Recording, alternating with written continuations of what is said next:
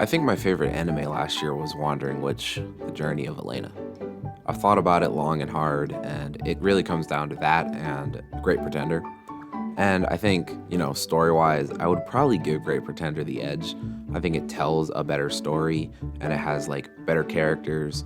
So overall, as far as quality goes, I would probably give it to Great Pretender. But sometimes when you're watching something and it just clicks with you and you're like, that is a show that I genuinely enjoy, even though other people might not enjoy it. I think Wandering Witch is definitely that anime for me. When I first started watching it, I was, just looking for basically, a simple anime, not too much happening, something that, I could wind down with after watching all the other, action-filled anime that I would watch in a weekly, rotation. So I started the anime, the first episode, it was pretty solid. Elaina, she starts to learn, how to be a witch because, when she was growing up, she read stories that were written by a witch who went around the world on adventures. So she thought that was cool and wanted to become a wandering witch, just like her inspiration from the story. So she asked her parents if she can do that, and her parents are like, sure, as long as you learn how to become a witch, you pass all the tests, blah, blah, blah, you can go out, we'll accept that. So she's super excited.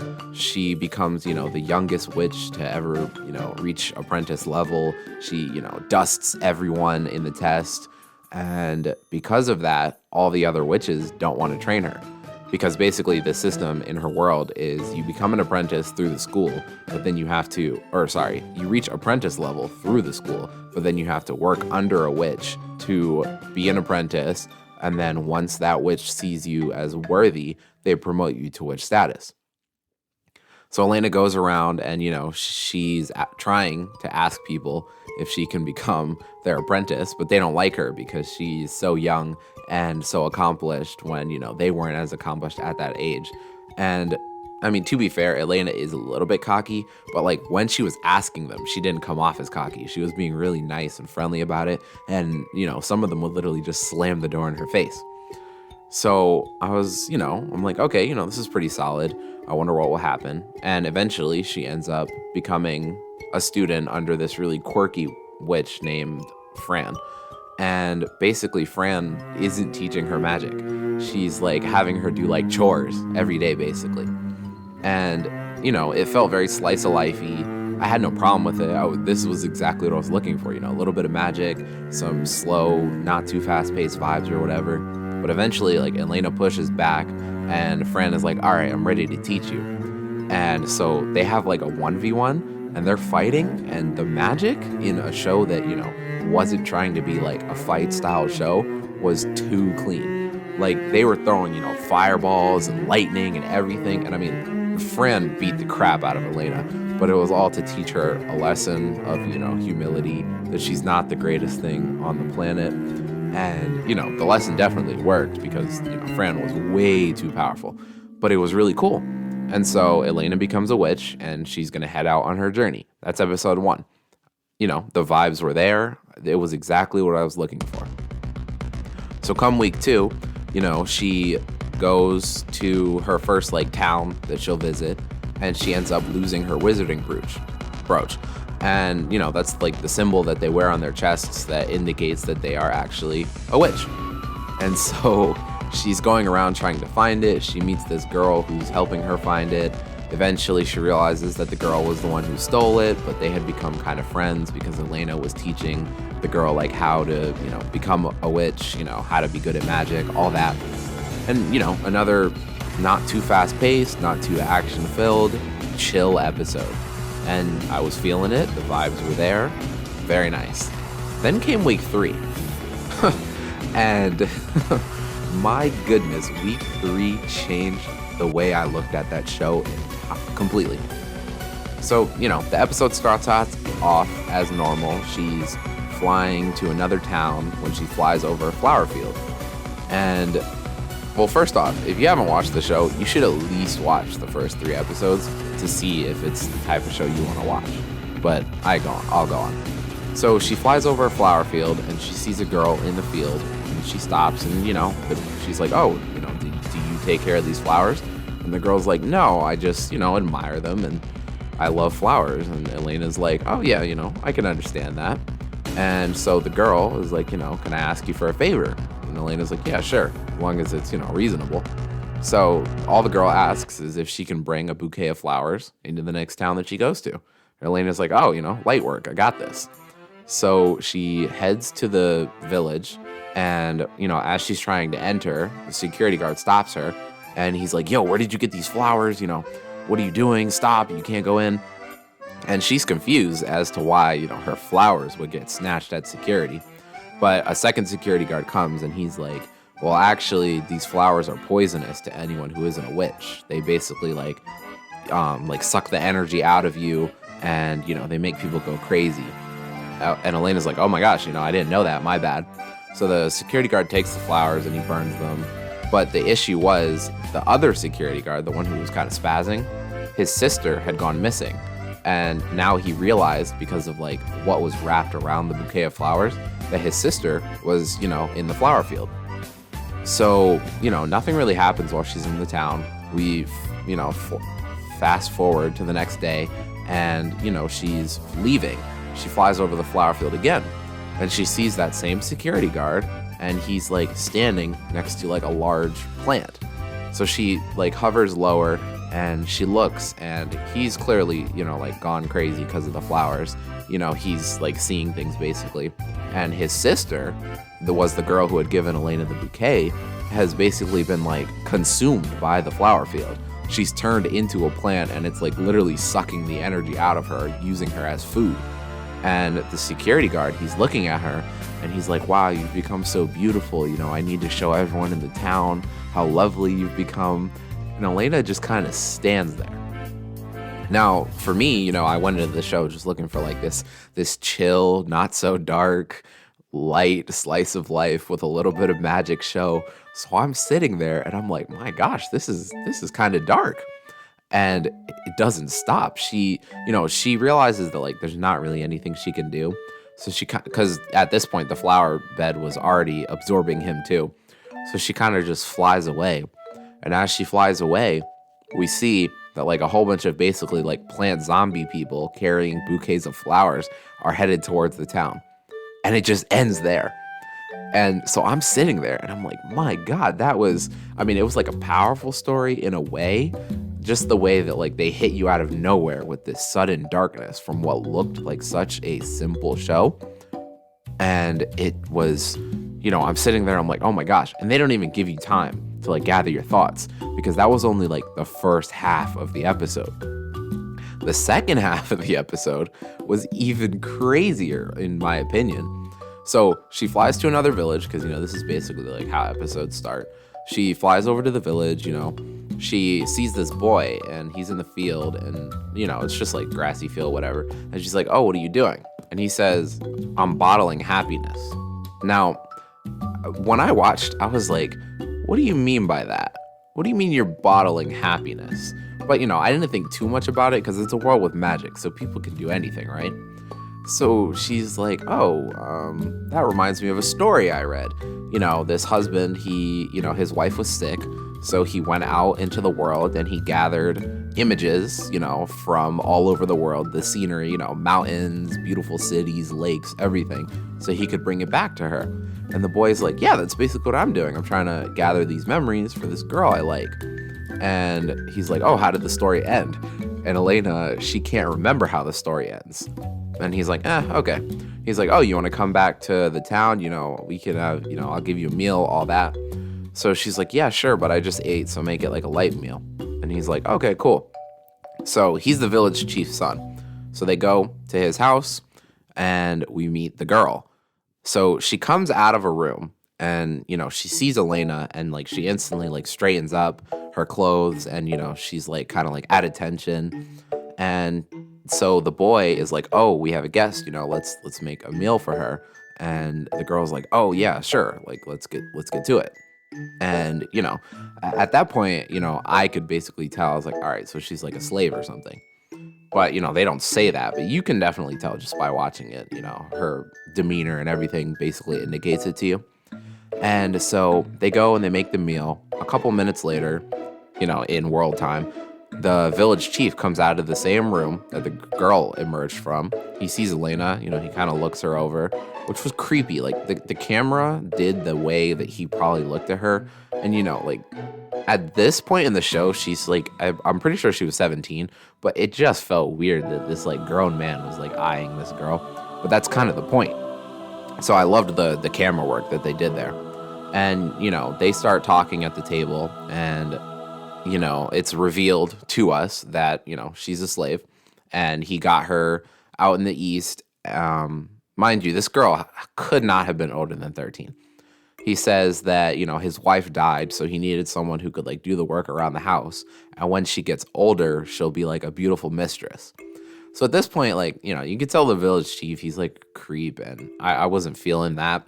But at the same time, I was just like, wow, this is the reality of their world. They have something like slavery in what seemed like such a lighthearted world. So Elena's kind of, she's taking in the information, but she's not saying too much as far as like opinions go. So eventually, the meal's done. The girl, Nino was her name, is clearing the table, and the boy, he appears and he startles her, and she drops a plate. So the village chief, he starts going off on her. He's like screaming at her. He's like, you're so useless. He was basically ready to like smack her or something like that. You could tell that like, there's probably some abuse going on there. But, he only sees her as a slave anyway, which is unfortunate. So Elaina points her wand at the chief, and I'm watching, and I'm wondering, where is this going to go? And all she does is repair the plate. She practically like reverses time on the plate instead of attacking the chief, which I understand, looking back, but at the same time, I did kind of think that she was going to attack him, but she didn't. So she fixes the plate, and, she's basically ready to leave after that point. And she remembers that the boy had been bottling happiness for Nino. And so she's like, this would be the perfect time for you to give Nino that happiness, since she was like upset with the situation that happened with the plate. And the boy is like, yo, that's like a really good idea. Let me get on that. So he brings it to her, and, he's like, here's your present. And he opens it, and she sees all these things, people falling in love and having kids and going out in the world. And so, from the boy's perspective, he's doing a nice thing for her. But, we, the viewer, can tell that all this is really doing is showing her everything she'll never be able to experience because she's like this slave now.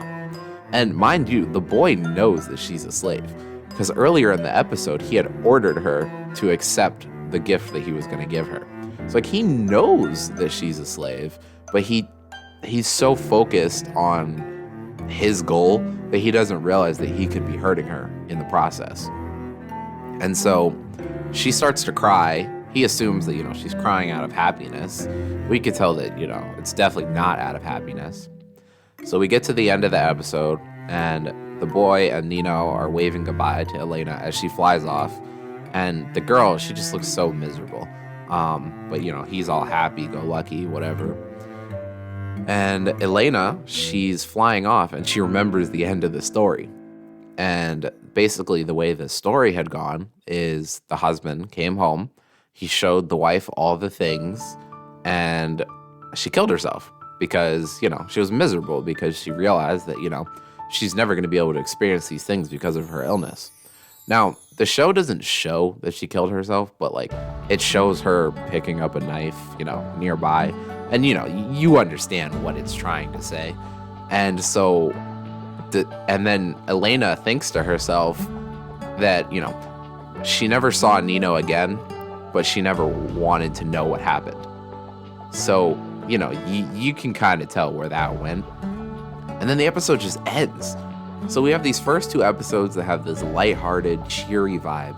And that out of nowhere, we get these two back-to-back, extremely dark, you're questioning people's morals and slavery, evil flowers. So the show just did like a complete 180 when it comes to its tone. And I couldn't get enough of it. I remember texting one of my friends right after I watched that episode, and I was like, yo, this show is crazy.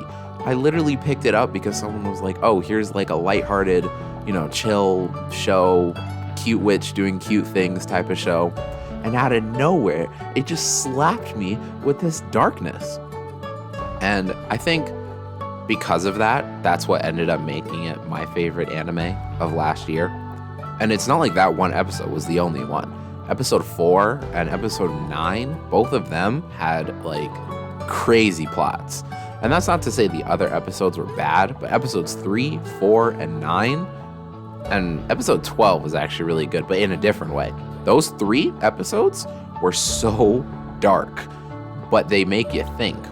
And I remember right after the episode, I wanted to see, are other people talking about this? And not that many people were really talking about the show. I can understand, like, it wasn't that heavily promoted or talked about, because you think, like I said, it's just another slice of life with witches doing, simple things. But I think this show deserves so much more recognition, at least for those 3 episodes. That's the type of thing that, like, people should watch. Because I remember there was this heated debate I read where people were, like, wondering whether or not Elaina should have done something. Some people were saying that it was refreshing to have a main character who isn't just, the ultimate good guy in the world, Any wrong they see, they have to correct. And then other people were saying that, like, Elaina was pretty messed up for letting all the things that happened happen. But when I was thinking about it, what was she supposed to do?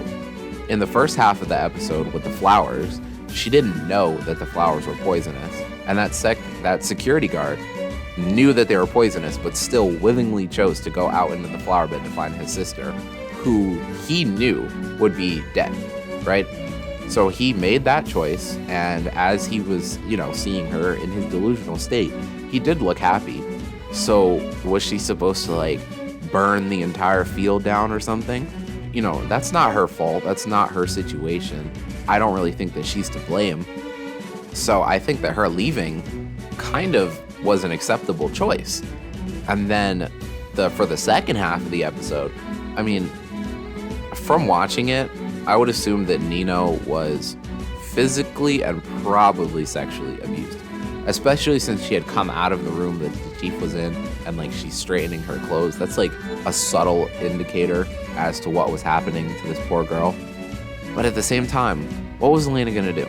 Is she supposed to fight the entire village? She flies on a broom from village or from town, country, they call them, but most of them are like village size. She flies on a broom from country to country. She never, spends enough time anywhere to build, like, connections. She's just there to, see the world. What was she supposed to do for that girl? And even if, like, she did something for Nino, when does it stop? Is she then supposed to go on a crusade against slavery in this world? So, as I can understand why people would be disappointed that Elaina did nothing, but when I think about it, she's just minding her business.